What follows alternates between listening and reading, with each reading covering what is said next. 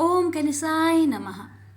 प्यारे भक्तों, आज आप सभी श्रवण करेंगे भादो मास की संकष्टी चतुर्थी की व्रत कथा, कजली तीज व्रत कथा, चौथ माता की व्रत कथा और मंगलवार की व्रत कथा। जो भक्त आज के दिन इन कथाओं का श्रवण करता है उसके जीवन में सौभाग्य, सुख, समृद्धि और संतान सुख की प्राप्ति होती है। जो भी भक्त श्रद्धा से इन व्रत कथाओं को सुनता है उसके सभी कष्ट दूर होते हैं और भगवान की विशेष कृपा प्राप्त होती है। तो आइए अपने जीवन की मंगल कामना को करते हुए आज की इन दिव्य कथाओं का श्रवण करें। जय श्री गणेश। चौथ माता की जय। हर हर महादेव। माता पार्वती की जय। कजली तीज की व्रत कथा। यह भादो बदी तीज है। इस दिन व्रत रखकर गायों का पूजन करते हैं। 7 गायों के लिए 7 आटे की लोई बनाकर उन्हें खिलाए, फिर स्वयं भोजन करे। बहुएं चीनी और रुपयों का बायना सासू जी को पैर छूकर देती हैं। कथा। एक साहूकार था, उसके 7 बेटे थे। उसका सबसे छोटा बेटा अपाहिज था। वह रोजाना एक वेश्या के पास जाता था। उसकी पत्नी बहुत पतिव्रता थी। खुद उसे कंधे पर बैठाकर वैश्या के यहाँ ले जाती थी। बहुत गरीब थी। जेठानियों के पास काम करके अपना गुजारा करती थी। भाद्रपद के महीने में कजली तीज के दिन सभी ने तीज माता का व्रत और पूजा के लिए सातु बनाए। छोटी बहू गरीब थी। उसकी सास ने उसके लिए भी एक सातु का छोटा पिंडा बनाया। शाम को पूजा करके जैसे ही वो सत्तू पासने लगी, उसका पति बोला, मुझे वैश्या के यहाँ छोड़ कर आओ। हर दिन की तरह उस दिन भी वह पति को कंधे पर बैठाकर छोड़ने गई, लेकिन वो बोलना भूल गया, तुम जाओ। वह बाहर ही उसका इंतजार करने लगी। इतने में जोर से वर्षा आने लगी और बरसती नदी में पानी बहने लगा। कुछ देर बाद नदी से आवाज आई, आओ ताड़ी जाओ ताड़ी, दोना खोल के पी, पिया प्यारी होई। आवाज सुनकर उसने नदी की तरफ देखा तो दूध का दोना नदी में तैरता हुआ आता दिखाई दिया। उसने दोना उठाया और 7 बार उसे पीकर दोनों के 4 टुकड़े किए और चारों दिशाओं में फेंक दिए।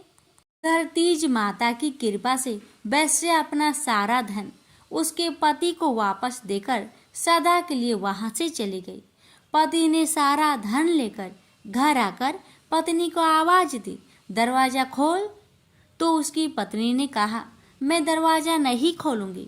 तब उसने कहा कि अब मैं वापस नहीं जाऊंगा, दोनों मिलकर सातु पासेंगे। लेकिन उसकी पत्नी को विश्वास नहीं हुआ। उसने कहा, मुझे वचन दो, वापस वैश्या के पास नहीं जाओगे। पति ने पत्नी को वचन दिया तो उसने दरवाजा खोला और देखा उसका पति गहनों और धन माल सहित खड़ा था। उसने सारे गहने कपड़े अपनी पत्नी को दे दिए।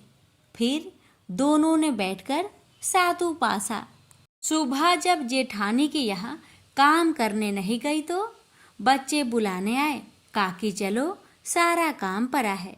उसने कहा, अब तो मुझ पर तीज माता की पूरी कृपा है, अब मैं काम करने नहीं जाऊंगी।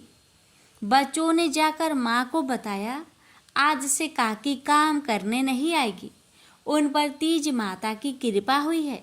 वह नए नए कपड़े गहने पहनकर बैठी है और काका जी भी घर पर बैठे हैं। सभी लोग बहुत खुश हुए।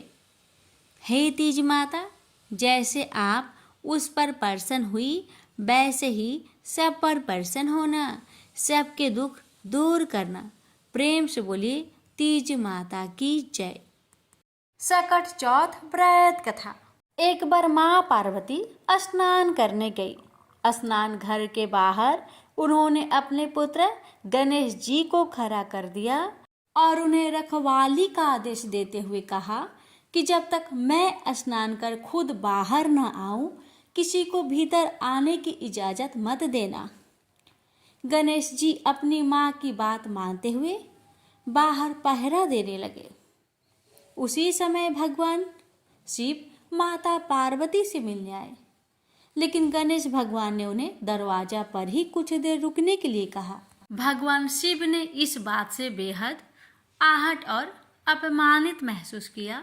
गुस्से में उन्होंने गणेश भगवान पर त्रिशूल का वार किया, जिससे उनकी गर्दन दूर जा गिरी।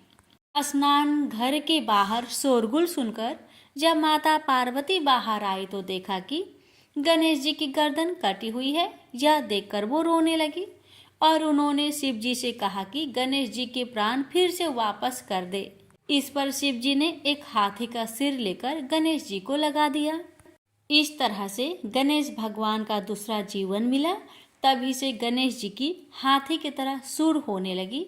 तभी से महिलाएं बच्चों की सलामती के लिए माघ माह के कृष्णा पक्ष की चतुर्थी को गणेश चतुर्थी की व्रत करने लगी। प्रेम से बोलिए गजानंद भगवान की जय। श्री पार्वती जी ने पूछा कि हे वत्स, भाद्रपद मास की चतुर्थी को कौन सा व्रत करना चाहिए, सो कहो। श्री गणेश जी ने कहा कि हे माता, भाद्रपद मास की चतुर्थी का व्रत महान पुण्य को देने वाला है। यह सब प्रकार के दुखों से रक्षा करने वाला है। इसे पूर्व विधि से करना चाहिए। मेरे इन विनायक, एकदंत, कृष्ण पिंग, गजानंद, लंबोदर, भालचंद्र, हेरंब, विकट, वक्रतुंड, आखुरथ, विघ्नराज, गणाधिप, वारा नामों से 12 मास तक चंद्रमा के उदय होने पर पूजा करें। अब इस व्रत की कथा का वर्णन करता हूँ, सो सुनो। पुरातन काल में अत्यंत श्रेष्ठ नल नामक राजा था। उसके दमयंती नाम की रानी थी। भाग्यवश राजा और रानी राज्य भ्रष्ट हो गए और अनेकों दुखों से पीड़ित होकर जंगल में विचरण करने लगे। दुख के कारण एक दिन राजा नल अपनी रानी दमयंती को अकेले में सोते छोड़कर चले गए। तब दमयंती ने इस व्रत को किया, जिससे उसे पुनः राजा नल प्राप्त हो गए। पार्वती जी ने पूछा कि हे पुत्र, रानी दमयंती ने इस व्रत को किस विधि से किया, सो कहो। श्री गणेश जी ने कहा कि माता, राजा नल पर जब विपत्ति आई तो सारे राज्य का खजाना खाली हो गया। राजा ने जुए में सब खो दिया। हाथी घोड़े सब छीन गए। तब राजा नल और दमयंती असहाय अवस्था को प्राप्त होकर जंगल को चले गए। वहां पर देववश राजा और रानी भी बिछुड़ गए। राजा रानी अलग अलग घूमने लगे। विचरण करते हुए एक समय दमयंती को ऋषि सरभंग के दर्शन हुए। ऋषि सरभंग को दमयंती ने हाथ जोड़कर प्रणाम किया और विनम्र भाव से प्रार्थना की कि हे महर्षि, मेरे पति का मुझसे वियोग हो गया है। मैं अपने पति से पुनः किस प्रकार मिल सकूं, ऐसा कोई उपाय बताए।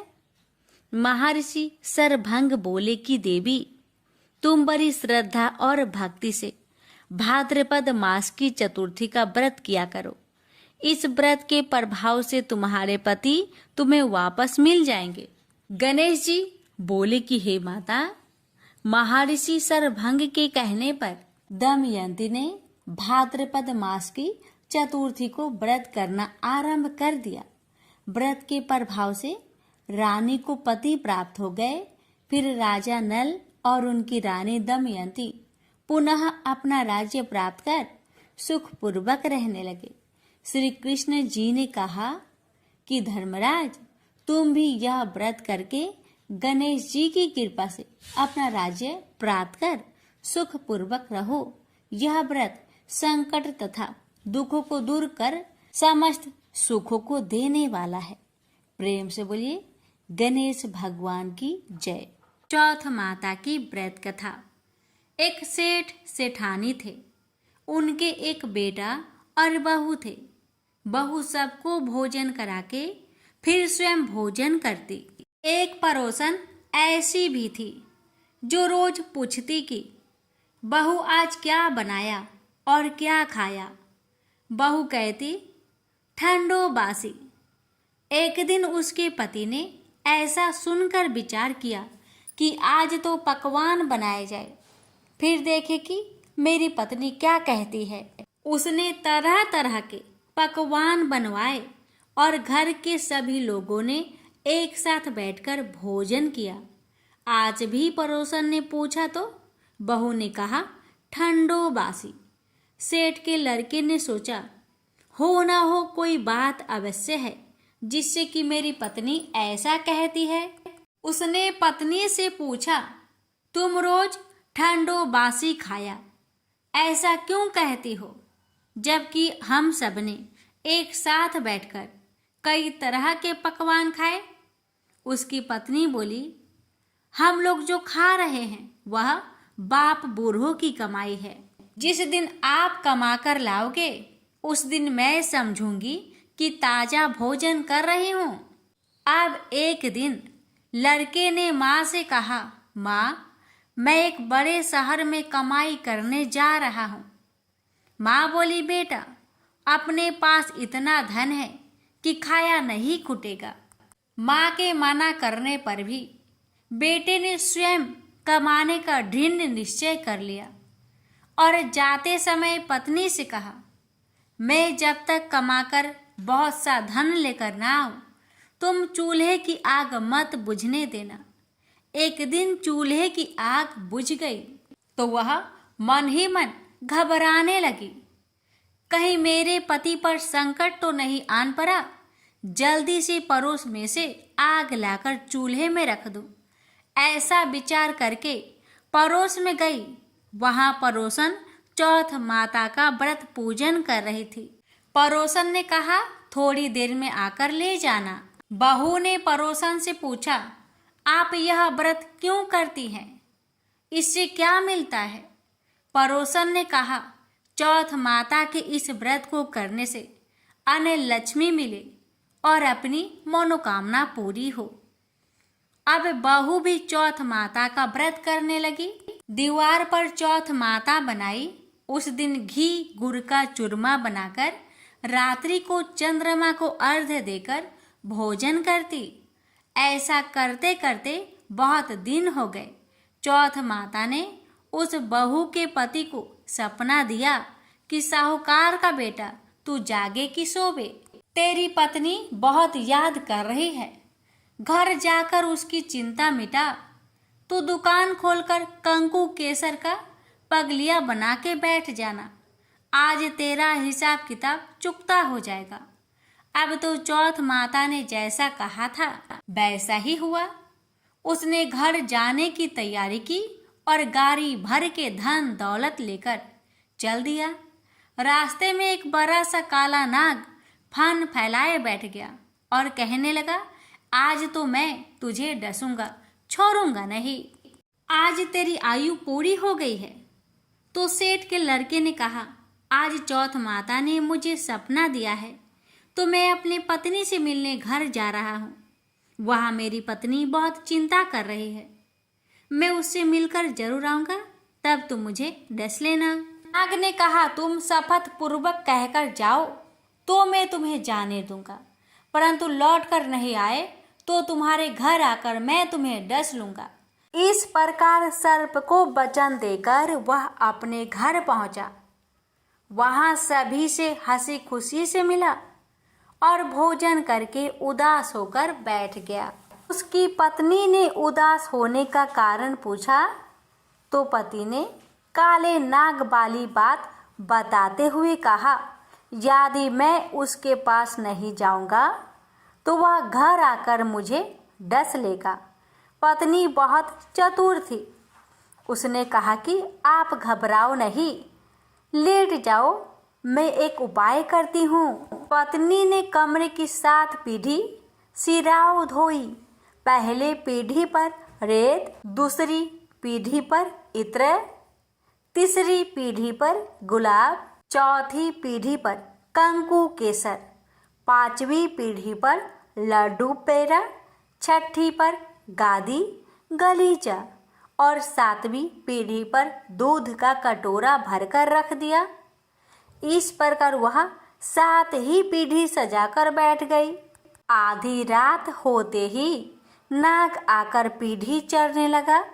पहली पीढ़ी पर रेत में लौट गया और कहने लगा कि सेठ की बहू ने आराम तो बहुत दिया, पर वचन से बंधकर आया हूँ, सो डसूंगा अवश्य ही।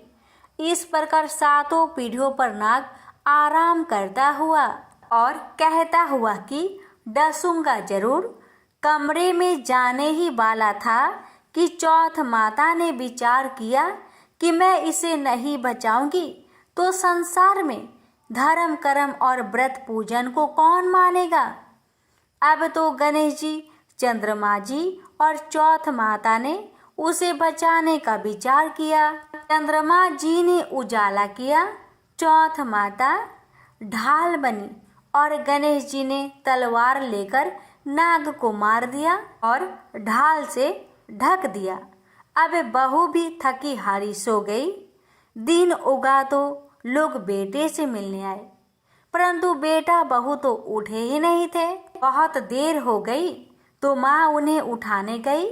माँ ने 7 पीढ़ियों पर जो कुछ देखा तो बहुत घबराई और बेटा बहू को आवाज लगाई, बेटा बहू।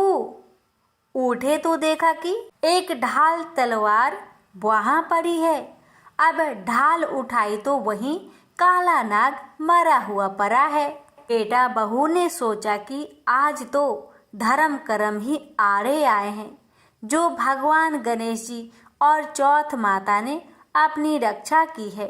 हे चौथ माता, आपने जैसी सेठ के बेटे बहू की रक्षा की, वैसी ही रक्षा सबकी करना। प्रेम से बोलिए चौथ माता की जय हो, गणेश भगवान जी की जय हो। ये पहले सुनते हैं मंगला गौरी माता की व्रत कथा। इस व्रत के करने से वैधव का नाश होता है। विवाहोत्तर 5 वर्ष तक इस व्रत को करना चाहिए। इस व्रत का नाम मंगला गौरी व्रत है। यह व्रत ताप का नाश करने वाला है।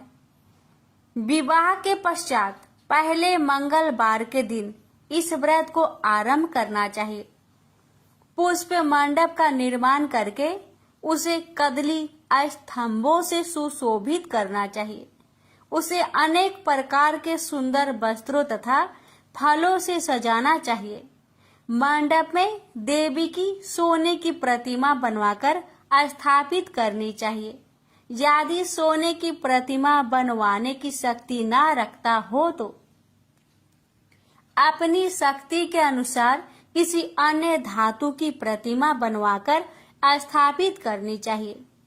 इसके बाद उस प्रतिमा का अर्चन करना चाहिए। उस मंगला गौरी की प्रतिमा का 16 उपचारों तथा 16 ध्रुव दलों से और 16 चिरचिरा दलों से, 16 चावल तथा 16 चने की दाल के दानों से अर्चन करना चाहिए। 16 बत्तियों का एक दीपक होना चाहिए अथवा 16 दीप जलाकर भक्ति द्वारा दही तथा चावलों का नैवेद्य समर्पण करना चाहिए। देवी की मूर्ति के पास सील लोढ़ा रखना चाहिए। इस तरह 5 वर्ष तक व्रत करना चाहिए। फिर उद्यापन करके माता को बायना देनी चाहिए। अब बायना के संबंध में सुनो। मंगला गौरी की एक पल सोने की प्रतिमा बनवानी चाहिए या आधे पल या आधे से आधे पल की प्रतिमा बनवानी चाहिए। अपनी शक्ति के अनुसार सोने अथवा चांदी के घरों को चावलों से भरना चाहिए। उस घड़े के ऊपर पहनने के कपड़े या चोली रखनी चाहिए। उसके ऊपर मंगला गौरी की प्रतिमा रखनी चाहिए। देवी के नजदीक, जैसे कि मैं ऊपर भी कह आया हूँ, सील लोढ़ा रखना चाहिए। यह सील लोढ़ा चांदी का होना चाहिए। इस प्रकार माता के लिए बायना देना चाहिए। फिर 16 सुहागन ब्राह्मणियों को भोजन करवाए। हे सनत कुमार, इस प्रकार व्रत करने से 7 जन्म तक अटल सौभाग्य तथा पुत्र पौत्र एवं संपत्ति आदि सब अपने आप प्राप्त हो जाया करते हैं। सनत कुमार ने भगवान श्री सदाशिव से पूछा, प्रभु, इस व्रत को पहल किसने किया था और उसके करने से किस फल की प्राप्ति हुई थी? कृपा करके आप मुझे इस व्रत के संबंध में इस प्रकार बतलाए जिससे इस व्रत में मेरी श्रद्धा हो जाए।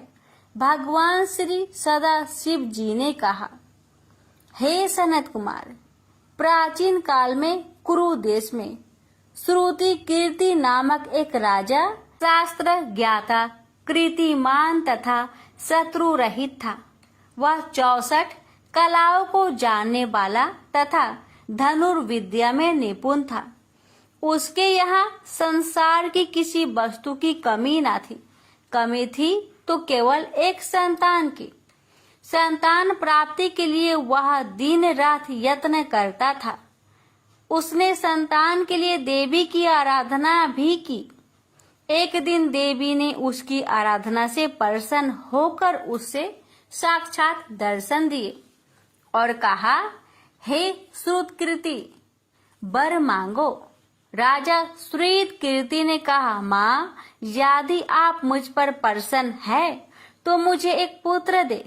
आपकी कृपा से मेरे यहाँ धन्य धान्य आदि किसी चीज की कमी नहीं। बस एक पुत्र का सुख छोड़कर मेरे यहाँ सब आनंद है। राजा के वचन सुनकर देवी मुस्कुराई। उसने कहा, राजन, तुमने एक दुर्लभ वस्तु की याचना की है, फिर भी तुमको पुत्र अवश्य दूंगी। लेकिन तुम मेरी बात को ध्यान देकर सुनो। तुम्हारे यहाँ जो पुत्र होगा वह अत्यंत गुणवान भी होगा, किंतु वह 16 वर्ष से अधिक नहीं जिएगा।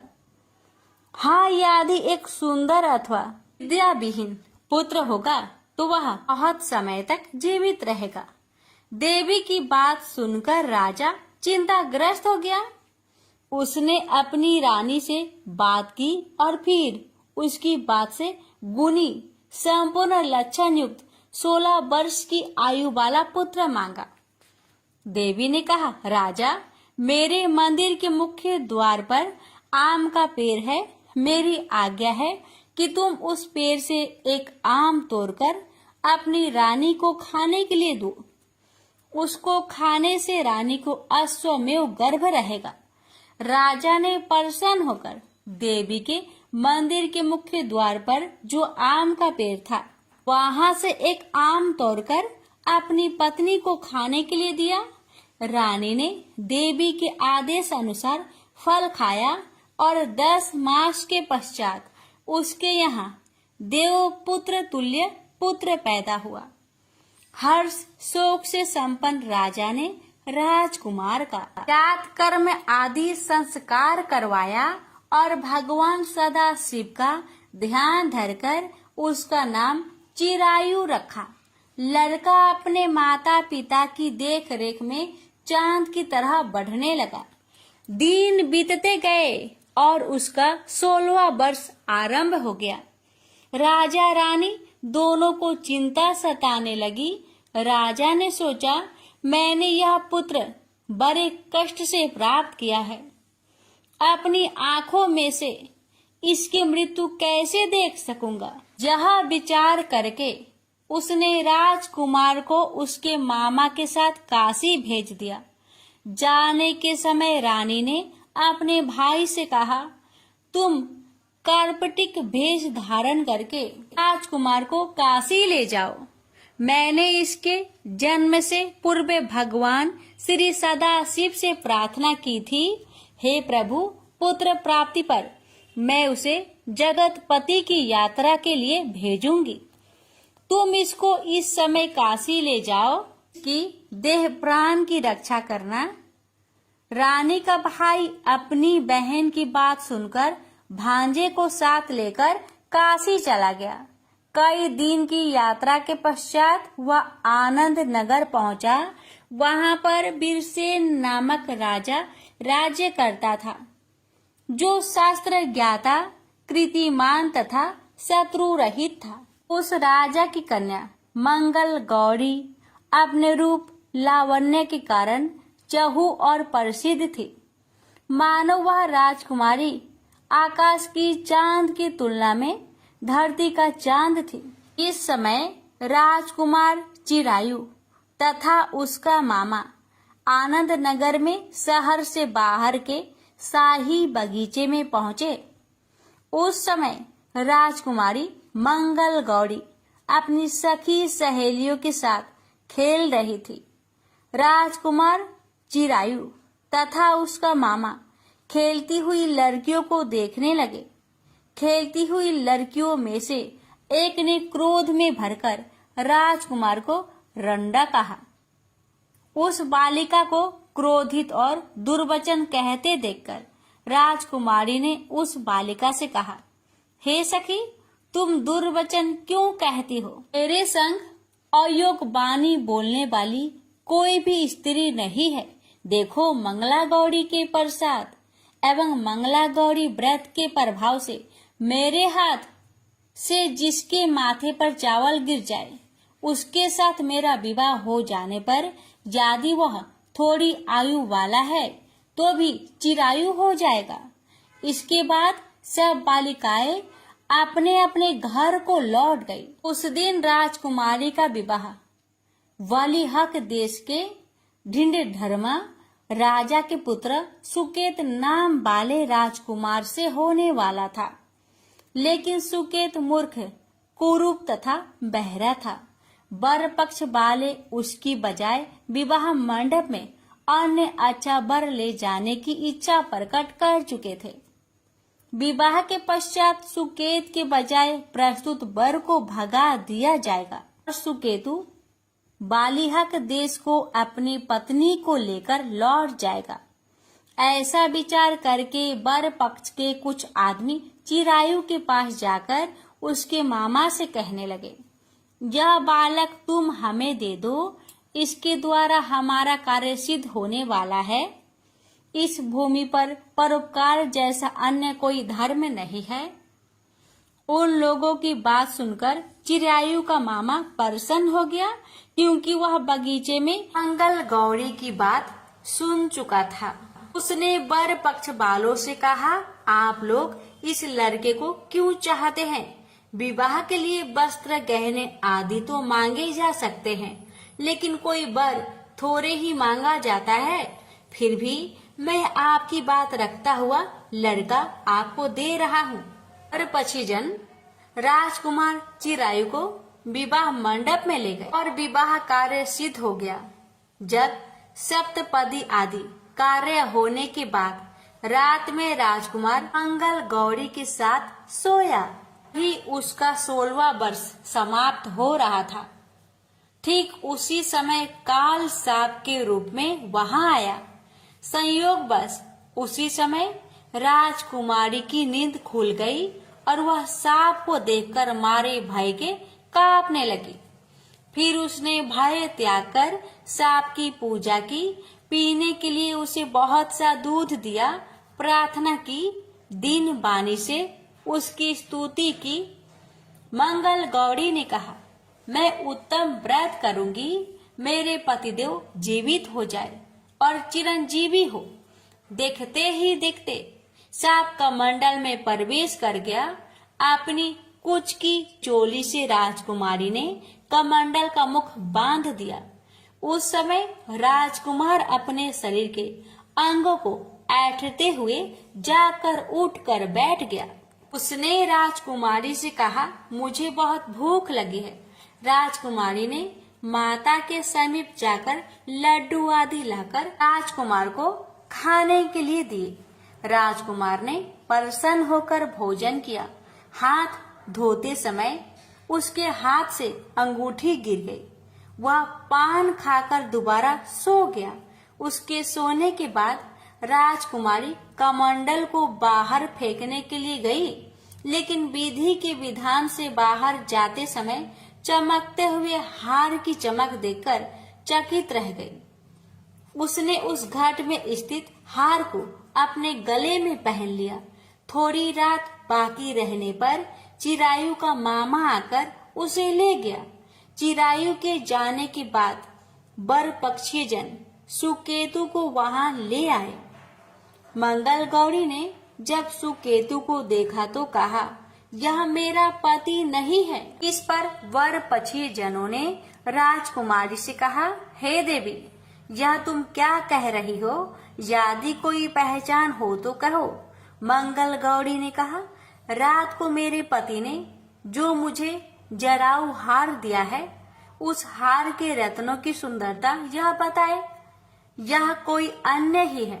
रात्रि में अम्र सेचन के समय मेरे पति का केसरयुक्त पद मेरी जांग में लगा हुआ है। सब लोग उसे देखो। रात के समय मेरे पति और मेरे पति के बीच जो बातचीत हुई है और हमने क्या भोजन किया था, ये भी बतलाए तो यह मेरा पति होगा। मंगल गौरी की बात सुनकर और पक्षी जनों ने कहा, ठीक है, लेकिन सुकेतु उपरोक्त प्रश्नों में से किसी एक का भी उत्तर नहीं दे सका। इस पर कन्या पक्ष वालों ने उसके साथ राजकुमारी को भेजने से इनकार कर दिया और बर पक्षी जन अपना सा मुंह लेकर जैसे आए थे वैसे ही लौट गए। मंगल गौरी के पिता महाराजा वीरसेन ने प्रसन्न होकर एक महान यज्ञ रचाया। उसने ये भी सुना कि बर पक्षी जन किस प्रकार अपने कुरूप राजकुमार के बजाय किसी अन्य सुंदर युवक को विवाह के मंडप में ले आए थे और उसके साथ मंगल गौरी का विवाह हुआ था। अब मंगल गौरी राजमहल के बरामदे में एक चीक की ओट में बैठ गई और प्रत्येक आते जाते यात्री को देखने लगी ताकि उनमें कहीं उसे चिरायु दिखाई दे जाए। उधर चिरायु भी अपने ससुराल का हाल जानने के लिए अपने मामा के साथ वहां आन पहुंचा। जो ही वह चीक के सामने से गुजरा, मंगल गौरी ने उसे देखकर कहा, पिताजी, मेरे पति आ गए हैं। राजा ने तुरंत ही मामा भांजे को राजभवन के भीतर बुलवा भेजा। मंगल गौरी की बतलाई हुई सब निशानियां चिरायु में मौजूद थी। राजा ने वस्त्र भरण, अश्व, गज, रथ तथा अन्य बहुत सी चीजें के साथ मंगल गौरी चिरायु के साथ कर दी। उसके बाद चिरायु राजा वीरसेन से विदा होकर अपनी पत्नी एवं मामा के साथ कुल नंदन सेना सहित अपने नगर को गया। जब उसके माता पिता ने लोगों के मुख से उसकी आपसी के संबंध में सुना तो उन्हें इस बात का विश्वास नहीं हुआ। वह सोचने लगे कि भाग्य के विपरीत कैसे हो सकता है। वह अभी यह सोच ही रहे थे कि राजकुमार चिरायु ने माता और पिता के चरणों में प्रणाम किया। माता ने उसका सिर सूंघा और उसके आनंद का कोई पारावर न रहा। फिर उसने पुत्र वधू को अपनी गोदी में बैठाकर उससे सारा हालचाल पूछा। भगवान शंकर बोले, हे महान मुने, मंगल गौरी ने उसको व्रत महात्म्य तथा पिछला समस्त घटनाक्रम बतलाया। हे सनत कुमार, मंगल गौरी के कारण ही तभी से यह व्रत मंगल गौरी के नाम से प्रसिद्ध हुआ।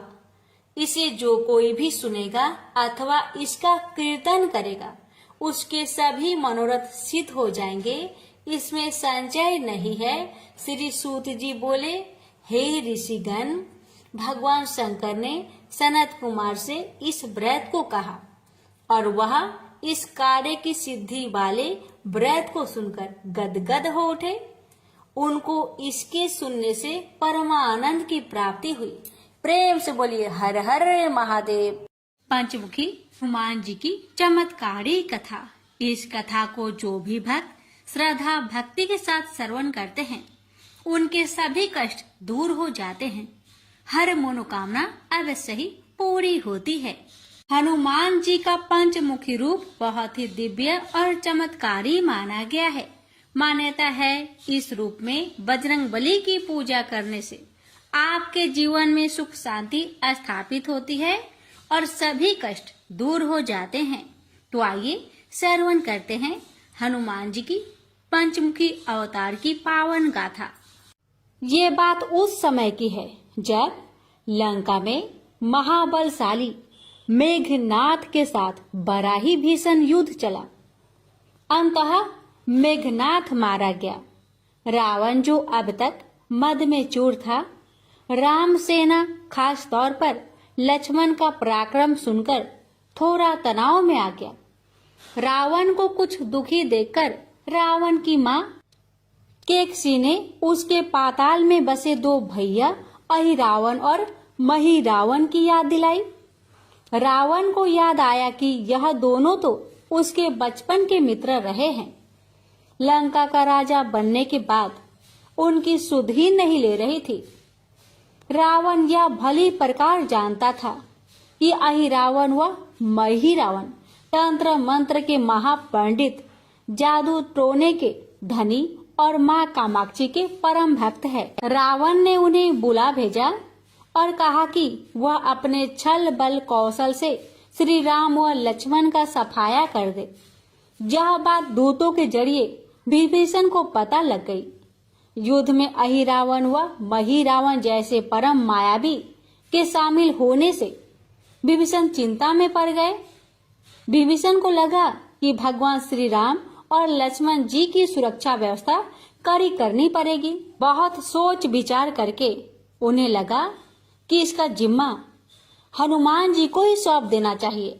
राम लक्ष्मण जी का कुटिया लंका में सुबेल पर्वत पर बना हुआ था। हनुमान जी ने भगवान श्री राम की कुटिया के चारों ओर एक सुरक्षा का कवच खींच दिया था। कोई जादू टोना, तंत्र मंत्र का असर या मायावी राक्षस इसके भीतर नहीं घुस सकते थे। अहिरावण और महिरावण श्री राम और लक्ष्मण जी को मारने उनकी कुटिया तक पहुंचे, पर इस सुरक्षा घेरे के आगे उनकी एक ना चली, वह असफल रहे। ऐसे में उन्होंने एक चाल चली। अहिरावण विभीषण का रूप धर के कुटिया में घुस गया। राम और लक्ष्मण पत्थर के सपाट शिलाओं पर गहरी नींद से सो रहे थे। दोनों राक्षस ने बिना आहट के दोनों भाई भगवान राम और लक्ष्मण जी को उठा लिया और अपने निवास पाताल की ओर लेकर चल दिए। विभीषण लगातार सतर्क थे। उन्हें कुछ देर में ही पता चल गया कि कोई अनहोनी घट चुकी है। विभीषण को अहिरावण पर शक था। उन्हें राम लक्ष्मण की जान की चिंता बहुत सताने लगी। विभीषण ने हनुमान जी को महिरावण के बारे में बताते हुए कहा कि वे उसका पीछा करें। लंका में अपने रूप में घुसना राम भक्त हनुमान के लिए ठीक न था।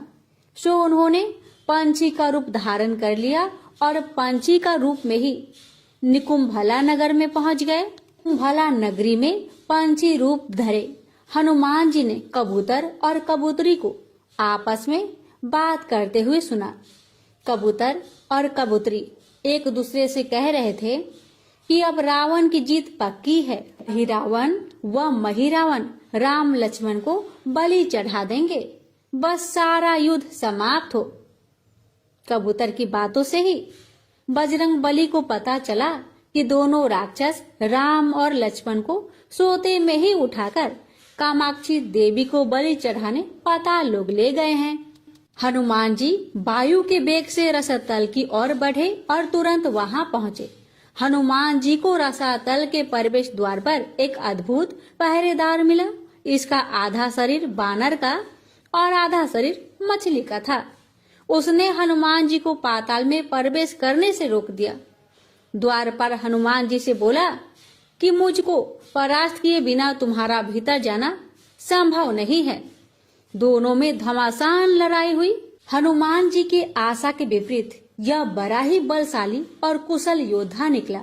दोनों ही बड़े बलशाली थे। दोनों में बहुत भयंकर युद्ध हुआ, परंतु वह बजरंग बली के आगे टिक नहीं सका। आखिरकार हनुमान जी ने उसे परास्त कर दिया और उस द्वारपाल की प्रशंसा करने से अपने आप को रोक नहीं पाए। तब हनुमान जी ने उस वीर से पूछा कि हे वीर, तुम कौन हो? अपना परिचय तो दो। तुम्हारा स्वरूप भी कुछ ऐसा है कि उसे देखकर मुझे कौतूहल हो रहा है। उस वीर ने उत्तर दिया, मैं हनुमान का पुत्र हूँ और एक मछली से पैदा हुआ हूँ। मेरा नाम है मकरध्वज। हनुमान जी ने यह सुना तो बड़े ही आश्चर्य में पड़ गए। वह वीर की बात सुनने लगे। मकरध्वज ने कहा, लंका दहन के बाद हनुमान जी समुद्र में अपनी अग्नि शांत करने के लिए पहुंचे। उस समय उनके शरीर से गिरते पसीने में से एक बूंद मेरी माँ के मुख में चला गया और उसी से मेरी माँ गर्भवती हो गई। उसी से मेरा जन्म हुआ है। हनुमान जी ने जब यह सुना तो मकरध्वज को बताया कि वह कोई और नहीं, स्वयं हनुमान है।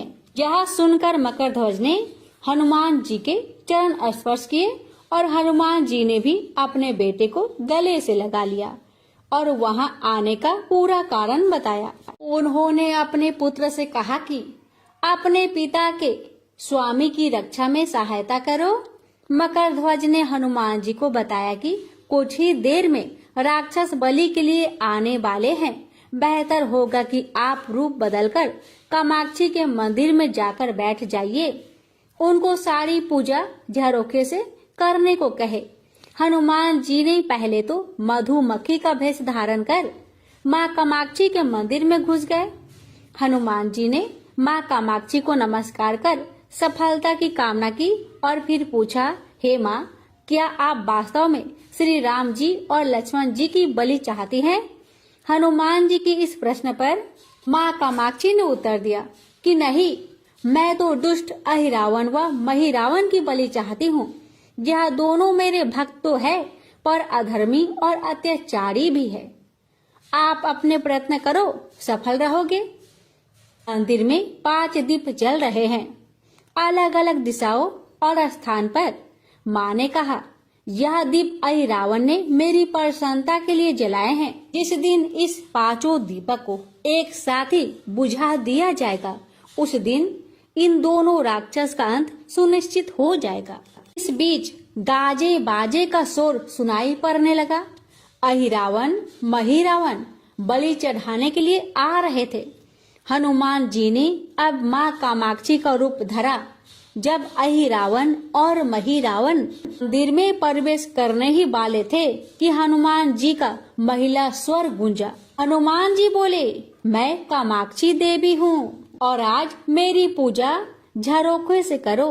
झरोखे से पूजा आरंभ हुई। ढेर सारा चढ़ावा माँ कामाक्षी को झरोखे से चढ़ाया जाने लगा। अंत में बंधन बलि के रूप में राम लक्ष्मण जी को उसी में डाला गया। दोनों बंधन में बेहोश थे। हनुमान जी ने तुरंत उन्हें बंधन मुक्त किया।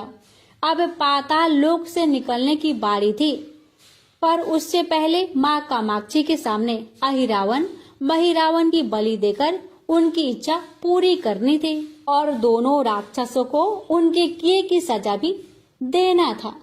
अब हनुमान जी ने मकरध्वज को कहा कि वह अचेत अवस्था में लेटे हुए भगवान राम और लक्ष्मण का खास ख्याल रखे और उसके साथ मिलकर दोनों राक्षसों के खिलाफ युद्ध छेड़ दिया। पर यह युद्ध आसान नहीं था।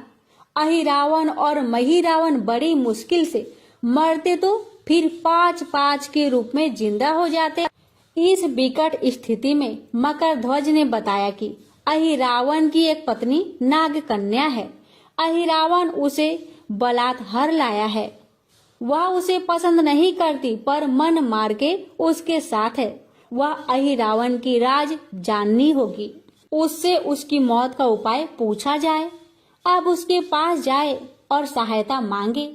मकरध्वज ने राक्षसों को युद्ध में उलझाए रखा और उधर हनुमान अहिरावण की पत्नी के पास पहुंच गए। अहिरावण की पत्नी नागकन्या से उन्होंने कहा कि यदि तुम अहिरावण के मृत्यु का भेद बता दो तो हम उसे मारकर तुम्हें उसके चंगुल से मुक्ति करा देंगे। अहिरावण की पत्नी ने कहा, मेरा नाम चित्रसेना है, मैं भगवान विष्णु की परम भक्त हूँ। मेरे रूप पर अहिरावण मर मिटा और मेरा अपहरण कर यहाँ कैद किया हुआ है, पर मैं उसे नहीं चाहती। लेकिन मैं अहिरावण का भेद तभी बताऊंगी जब मेरी इच्छा पूरी हो जाएगी। हनुमान जी ने अहिरावण की पत्नी नागकन्या चित्रसेना से पूछा कि आप अहिरावण की मृत्यु का रहस्य बताने के बदले क्या चाहती हैं? आप मुझसे अपनी शर्त बताए, मैं उसे जरूर मानूंगा, जरूर पूरा करूंगा। चित्रसेना ने कहा, दुर्भाग्य से अहिरावण जैसा असुर मुझे हर लाया, इससे मेरा जीवन खराब हो गया। मैं अपने दुर्भाग्य को सौभाग्य में बदलना चाहती हूँ। आप अगर मेरा विवाह श्री राम से कराने का वचन दे तो मैं अहिरावण के वध का रहस्य आपको जरूर बताऊंगी। अब तो हनुमान जी सोच में पड़ गए। भगवान श्री राम तो एक पत्नी निष्ठ है, अपनी धर्म पत्नी देवी सीता को मुक्त कराने के लिए असुरों से युद्ध कर रहे हैं। वह किसी और से विवाह की बात तो कभी न स्वीकारेंगे। मैं कैसे वचन दे सकता हूँ? फिर सोचने लगे कि यदि समय पर उचित निर्णय न लिया जाए तो स्वामी की प्राणी संकट में है। असमंजस की स्थिति में बेचैन हनुमान जी ने ऐसी राह निकाली कि सांप भी मर जाए और लाठी भी न टूटे। हनुमान जी बोले, तुम्हारी शर्त स्वीकार है, पर हमारी भी एक शर्त है। यह विवाह तभी होगा जब तुम्हारे साथ भगवान राम जिस पलंग पर आसीन होंगे वह सही सलामत रहना चाहिए। यदि वह टूटा तो इसे अपशकुन मानकर वचन से पीछे हट जाऊंगा। जब महाकाय अहिरावण के बैठने से पलंग नहीं टूटा तो भला श्री राम के बैठने से कैसे टूटेगा? यह सोचकर चित्रसेना तैयार हो गई। उसने अहिरावण समेत सभी राक्षसों के अंत का सारा भेद बता दिया। चित्रसेना ने कहा, दोनों राक्षसों के बचपन की बात है। इन दोनों के कुछ शरारती राक्षस मित्र ने कहीं से एक भ्रामरी को पकड़ लिया। मनोरंजन के लिए वे उसे भ्रामरी को बार बार कांटों से छेद रहे थे। भ्रामरी साधारण भ्रामरी न थी, वह भी बहुत मायावी थी, किंतु किसी कारण बस वह पकड़ में आ गई थी। भ्रामरी की पीड़ा सुनकर अहिरावण और महिरावण को दया आ गई और अपने मित्रों से लड़कर उसे छुड़ा दिया। मायावी भ्रामरी का पति भी अपने पत्नी की पीड़ा सुनकर आया था और अपनी पत्नी की मुक्ति से प्रसन्न होकर उस भौरे ने वचन दिया था कि तुम्हारे उपकार का बदला हम सभी भ्रमर जाति मिलकर चुकाएंगे। ये भौरे अधिकतर उसके शयन कक्ष के पास रहते हैं। ये सब बड़ी भारी संख्या में हैं। दोनों राक्षसों को जब भी मारने का प्रयास हुआ है और ये मरने को हो जाते हैं, तब भ्रमर उनके मुख में एक बूंद अमृत का डाल देते हैं। उस अमृत के कारण ये दोनों राक्षस मरकर भी जिंदा हो जाया करते हैं। इनके कई कई रूप उसी अमृत के कारण हैं। इन्हें जितनी बार फिर से जीवित किया जाता है, उनके उतने नए रूप बन जाते हैं। इसलिए आपको पहले इस भौरों को मारना होगा। हनुमान जी रहस्य जानकर लौटे। करध्वज ने अहिरावण को युद्ध में उलझा रखा था, तो हनुमान जी ने भौरों का खात्मा शुरू किया। वे आखिर हनुमान जी के सामने कहाँ तक टिकते। जब सारे भ्रमर खत्म हो गए और केवल एक बचा तो वह हनुमान जी के चरणों में लौट गया। उसने हनुमान जी से प्राण रक्षा की याचना की। हनुमान जी पसीज गए। उन्होंने उसे क्षमा करते हुए एक काम सौंपा। हनुमान जी बोले, मैं तुम्हें प्राण दान देता हूँ, पर एक शर्त पर कि तुम यहाँ से तुरंत चले जाओगे और अहिरावण की पत्नी के पलंग की पार्टी में घुसकर जल्दी से जल्दी उसे पूरी तरह खोखला बना दोगे। और तत्काल चित्रसेना की पलंग की पार्टी में घुसने के लिए प्रस्थान कर गया और अहिरावण और महिरावण को अपने चमत्कार के लुप्त होने से बहुत अचरज हुआ और उन्होंने मायावी युद्ध जारी रखा। भ्रमरों को हनुमान जी ने समाप्त कर दिया। फिर भी हनुमान जी के हाथों अहिरावण और महिरावण का अंत नहीं हो पा रहा था। यह देखकर हनुमान जी कुछ चिंतित हुए। फिर उन्हें कामाक्षी देवी का वचन याद आया। देवी ने बताया था कि अहिरावण की सिद्धि है कि जब पांचों दीपकों को एक साथ बुझाएंगे तभी वे नए नए रूप धारण करने में असमर्थ होगा और उसका वध हो सकेगा। हनुमान जी ने तत्काल पंचमुखी रूप धारण कर लिए। उत्तर दिशा में वाराह मुख, दक्षिण दिशा में नरसिंह मुख, पश्चिम में गरुड़ मुख, आकाश की ओर हयग्रीव मुख एवं पूर्व दिशा में हनुमान जी का मुख। उसके बाद हनुमान जी ने अपने पांचों मुख द्वारा एक साथ पांचों दीपक को बुझा दिए। अब उनके बार बार पैदा होने और लंबे समय तक जिंदा रहने की सारी आकांक्षाएं समाप्त हो गई। अब हनुमान जी के हाथों से महिरावण और अहिरावण दोनों मारे गए। इसके बाद उन्होंने श्री राम और लक्ष्मण जी की मूर्छा दूर करने के लिए उपाय किए। दोनों भाई होश में आ गए। चित्रसेना भी वहां आ गई थी। हनुमान जी ने कहा, प्रभु अब आप अहिरावण और महिरावण के छल और बंधन से मुक्त हुए, पर इसके लिए हमें इस नाग कन्या की सहायता लेनी पड़ी थी। अहिरावण इसे बलपूर्वक उठा लाया था। वह आपसे विवाह करना चाहती है। कृपया उससे विवाह कर अपने साथ ले चले, इससे उसे भी मुक्ति मिल जाएगी। श्री राम हनुमान जी की बात सुनकर चकरा गए। इससे पहले कि वह कुछ कह पाते, हनुमान जी ने ही कह दिया, भगवान आप तो मुक्तिदाता है। रावण को मारने का भेद इसी ने बताया है। इसके बिना हम उसे मारकर आपको बचाने में सफल ना हो पाते। कृपा निधान इसे भी मुक्ति मिलनी चाहिए। परंतु आप चिंता ना करें, हम सबका जीवन बचाने वाले के प्रति बस इतना ही कीजिए कि आप बस इस पलंग पर बैठिए, बाकी का काम मैं संपन्न करवाता हूँ। हनुमान जी इतनी तेजी से सारे कार्य करते जा रहे थे कि इससे भी राम जी और लक्ष्मण जी दोनों चिंता में पड़ गए। वह कोई कदम उठाते कि तब तक हनुमान जी ने भगवान राम की बाह पकड़ ली। हनुमान जी ने भावावेश में प्रभु श्री राम की बाह पकड़कर चित्रसेना के उस सजे धजे विशाल पलंग पर बिठा दिया। भगवान राम कुछ समझ पाते कि तभी पलंग की खोखली पाटी चरचराकर टूट गई। पलंग धराशायी हो गई। चित्रसेना भी जमीन पर आ गिरी। हनुमान जी हंस पड़े और फिर चित्रसेना से बोले, अब तुम्हारी शर्त तो पूरी हुई नहीं, इसलिए यह विवाह नहीं हो सकता। तुम मुक्त हो और हम तुम्हें तुम्हारे लोग भेजने का प्रबंध करते हैं। अब तो चित्रसेना समझ गई कि उसके साथ छल हुआ है। उसने कहा कि उसके साथ छल हुआ है। मर्यादा पुरुषोत्तम के सेवक उनके सामने किसी के साथ छल करे, ये तो बहुत ही अनुचित है। मैं हनुमान को श्राप दूंगी। चित्रसेना ने हनुमान जी को श्राप देने ही जा रही थी। श्री राम का सम्मोहन भंग हुआ। वह इस पूरे नाटक को समझ गए। उन्होंने चित्रसेना को समझाया, मैंने एक पत्नी धर्म से बंधे होने का संकल्प लिया है, इसलिए हनुमान जी को यह करना पड़ा। उन्हें क्षमा कर दो। क्रोधित चित्रसेना तो उनसे विवाह करने की जिद पकड़ी बैठी थी। श्री राम ने कहा, मैं जब द्वारपर में श्री कृष्ण अवतार लूंगा तब तुम्हें सत्यभामा के रूप में अपनी पटरानी बनाऊंगा। इससे वह मान गई। हनुमान जी ने चित्रसेना को उसके पिता के पास पहुंचा दिया।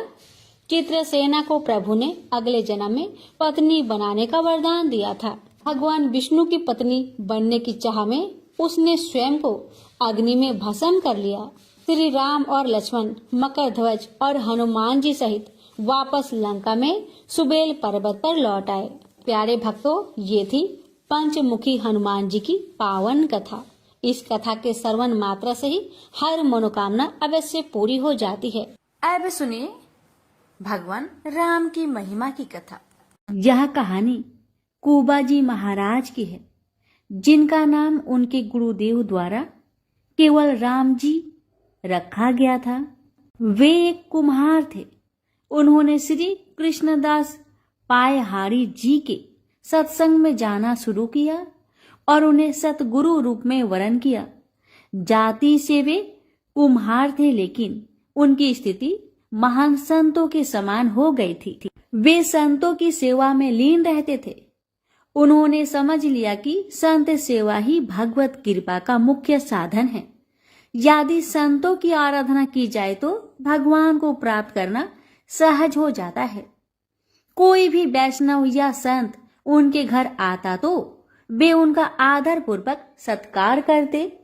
उनके घर में साधु संतों का आना जाना लगा रहता था। वे महीने में केवल 30 बर्तन बनाते थे और उनमें से रोज केवल एक ही बेचते थे। इस सीमित कमाई से ही वे अपने परिवार का भरण पोषण करते और शेष धन से संत सेवा करते थे। वे अधिक बर्तन इसलिए नहीं बनाते थे क्योंकि उनका मत था कि यदि हम अधिक व्यापार और सांसारिक गतिविधियों में उलझ जाएंगे तो हमारा मन आंतरिक भजन में नहीं लगेगा। एक दिन उनके घर में बहुत से संतों की मंडली आई, किंतु उनके घर में संत सेवा के लिए कोई व्यवस्था नहीं थी। उन्होंने पत्नी से कहा, अब हमें किसी से उधार लेना पड़ेगा। संत आए हैं और वे भूखे नहीं रह सकते। वे ये भी कर सकते हैं कि संतों से हाथ जोड़कर विनम्रता पूर्वक कह देते कि उनके पास भोजन की व्यवस्था नहीं है, लेकिन उनके प्रेमी हृदय ने यह स्वीकार नहीं किया। उन्होंने सोचा संतों की सेवा के लिए ऋण भी लेना पड़े तो कोई दोष नहीं। वे एक महाजन के पास गए और कहा, हमारे घर 20-25 संत आए हैं, उनके लिए भोजन सामग्री चाहिए, कृपया हमें उधार दीजिए, हम धीरे धीरे इसे चुका देंगे।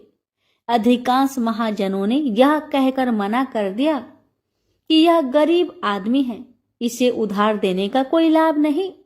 लेकिन एक चतुर महाजन ने कहा, यदि तुम मेरा एक काम कर दो तो जितनी भी सामग्री चाहिए मैं दे सकता हूं।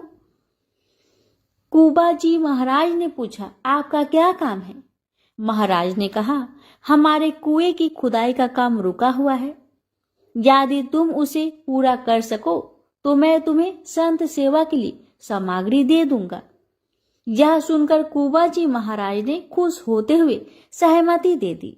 कुबा जी ने संतों की सेवा के लिए उधार लेना भी स्वीकार कर लिया। वे भक्तों की सेवा में इतने तन्मय थे कि उन्होंने सेवा की सामग्री ली और संतों की सेवा की। उनकी पत्नी भी इस सेवा में सहभागी बनी। फिर वे दोनों तय किया हुआ कार्य करने के लिए वापस आए। वे खुदाई करते हुए हर फावड़े के साथ राम नाम का उच्चारण करते। पत्नी मिट्टी बाहर फेंकती और वे वापस में भी ईश्वर के नाम लेकर ही संवाद करते। उन्हें मेहनत करता देखकर महाजन को तो आनंद हो गया। वह सोचने लगा कि थोड़ी सामग्री देकर उसने बहुत बड़ा कार्य करवा लिया। जैसे जैसे फावड़ा चलता, केवल राम जी सिया राम कहते मिट्टी निकालकर तसले में रखते और संकेत में अपनी पत्नी से कहते, सियाराम अर्थात उठाओ। फिर वे कहते सियाराम और वह मिट्टी उठाती।